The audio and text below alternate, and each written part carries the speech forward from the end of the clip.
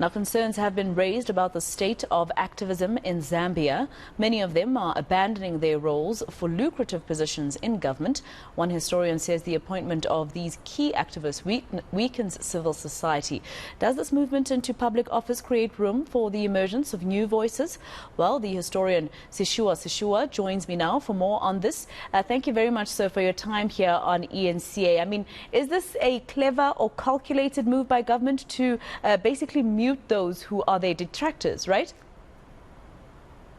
It is both a calculated move to co-opt into government critical voices that are very established, actors in relation to holding government to account. So by appointing them into government bodies, the government is effectively weakening civil society's capacity to provide checks and balances. But on the other hand, these are experienced, credible, competent actors. So one would hope that when they move into government, they will have a much bigger platform now to enact or preside over the desired changes that they wish to see when they're in the civil society movement.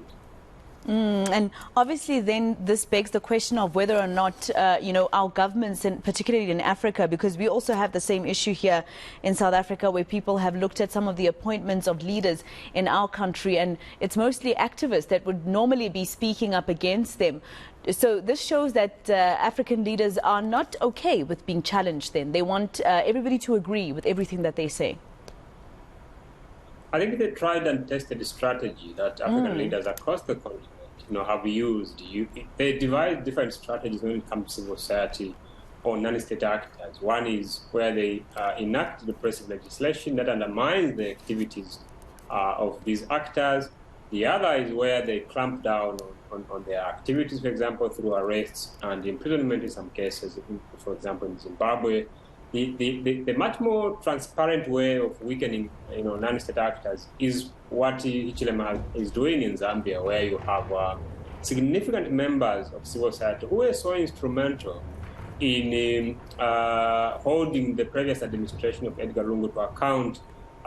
He is co-opting these critical voices into his administration, and this way, civil society is disempowered. But these are experienced actors. New voices may emerge, but that takes time.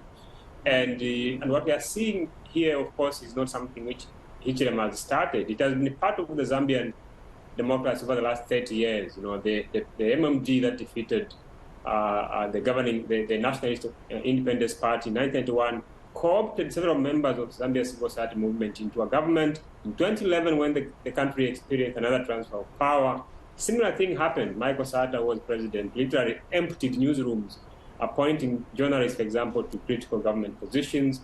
And so Hichilema is simply carrying on this tradition. But others would say, well, it's good that we're having these competent people moving government because now they'll have a chance to enact what they were preaching when they were in civil society. The key question is, would they remain in touch with their key base, or would they become the new, violators of human rights, the new defenders of wrongdoing? Because Zambia has an experience where you had some period, a prominent member in the region who was working for Open Society Foundation, working to promote media diversity across the region. When he was co-opted by Rupiah Banda into government as permanent secretary in the Ministry of Information, even before the ink that was used to write his appointment letter had dried, he was already threatening community radio stations with closure. So many of these actors become the new wrongdoers, and one hopes that it won't be the case for Zambia's civil actors who are moving into government.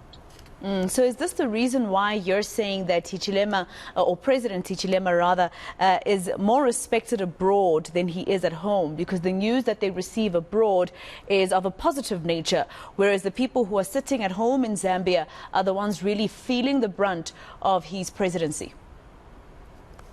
I think he's adored abroad. When I travel to Tanzania, to Zimbabwe, to Malawi, people think that, Zambia is rising, and that narrative is partly informed by the fact that across the continent, perhaps even within the region, people are disenchanted with their leadership. When you look at the past turned president in Malawi, Lazarus Chakwera, he has turned out to be a disappointment in the eyes of many Malawians. So they look across the board and they compare what they're grappling with. They think the situation is better there. Zimbabwe, for example, has been deprived of leadership for a very long time. So that is part of the narrative that has been created to think that Zambia is better because, of their own experiences back home. But actually, in Zambia, the reality is slightly different.